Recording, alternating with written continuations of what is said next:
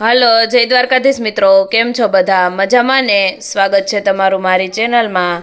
આજે આપણે બનાવવાના છે ફરાળી ભજીયા। તેના માટે આપણે આ કાચા 2 બટેટા છાલ ઉતારી અને લઈ લીધા છે। એક આદુનો ટુકડો લઈ લીધો છે। થોડાક આપણે મરચાં ઝીણા સુધારી લીધા છે અને લીલા ધાણા લઈ લીધા છે। તો ચાલો રેસીપી શરૂ કરીએ। વિડીયોમાં નવા હોય અને ચેનલને હજી સુધી સબસ્ક્રાઈબ ના કરી હોય તો ચેનલને સબસ્ક્રાઈબ જરૂરથી કરી દેજો અને વિડીયોમાં છેલ્લે સુધી બન્યા રહેજો। હવે સૌથી પહેલા આપણે બટેટાને આ રીતે ખમણીમાં ખમણી લેશું અને તેનું આ રીતનું ખમણ બનાવી અને તૈયાર કરી લેશું। બંને બટેટાને આપણે આ રીતે ખમણી લેશું।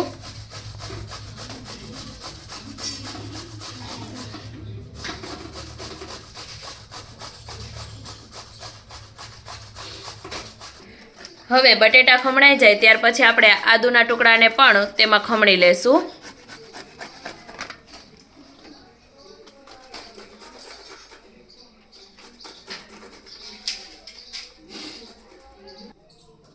હવે આદુ પણ આપણું ખમણાઈ ગયું છે તો તેમાં આપણે લીલા મરચાં એડ કરી દઈશું, લીલા ધાણા એડ કરી દઈશું। ત્યાર પછી સ્વાદ પ્રમાણે આપણે મીઠું એડ કરી દઈશું। પછી શેકેલા જીરાનો થોડોક પાવડર એડ કરી દઈશું। થોડોક આપણે ધાણા જીરું પાવડર એડ કરી દઈશું। થોડાક આપણે સફેદ તલ એડ કરી દઈશું। તમે જો સફેદ તલ ના ખાતા હોય તો સ્કીપ કરી શકો છો। અને ત્યાર પછી હવે આપણે તેમાં રાજગરાનો લોટ એડ કરી દઈશું।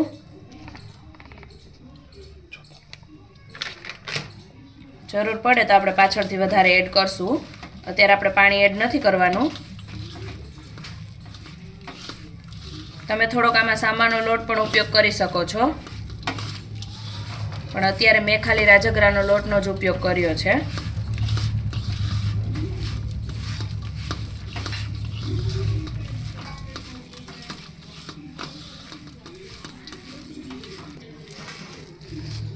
હવે આપણું આ ભજીયાનું બેટર બની અને તૈયાર થઈ ગયું છે અને સાથે આપણે તેલ પણ ગરમ કરવા મૂકી દીધું છે।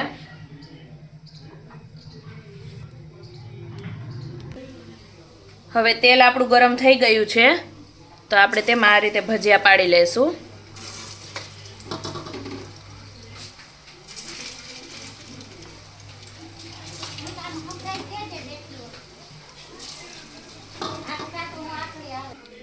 ભજીયા આપણે પાડી લીધા છે। હવે આપણે તેને પકાવી લેશું। થોડાક ક્રિસ્પી થાય ત્યાં સુધી આપણે તેને તળી લેશું।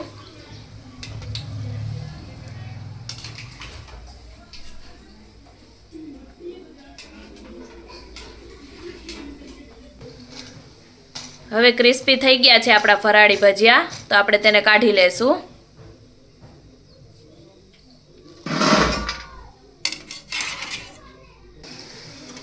બીજા ભજીયા પણ આપણા એકદમ પાકી ગયા છે, ક્રિસ્પી થઈ ગયા છે, તો તેને પણ ઉતારી લેશું।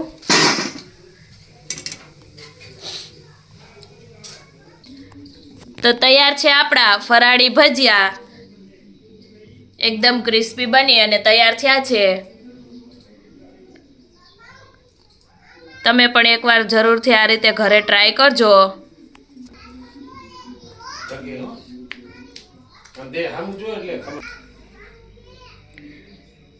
એકદમ ફટાફટ અને એકદમ ક્રિસ્પી બની અને ફરાળી ભજીયા બનીને તૈયાર થાય છે। તો તમે પણ વ્રત કે ઉપવાસમાં આવા ફરાળી ભજીયા બનાવી અને જરૂરથી ટ્રાય કરજો અને કમેન્ટ કરીને જણાવજો કે તમને રેસીપી કેવી લાગી। વિડીયો ગમે તો લાઇક અને શેર કરવાનું ના ભૂલતા અને ચેનલમાં નવા હોય તો સબસ્ક્રાઈબ પણ જરૂરથી કરી દેજો। આવા અવનવા ગુજરાતી વાનગીઓના વિડીયો જોવા માટે એકવાર અમારી ચેનલની અવશ્ય મુલાકાત લેજો।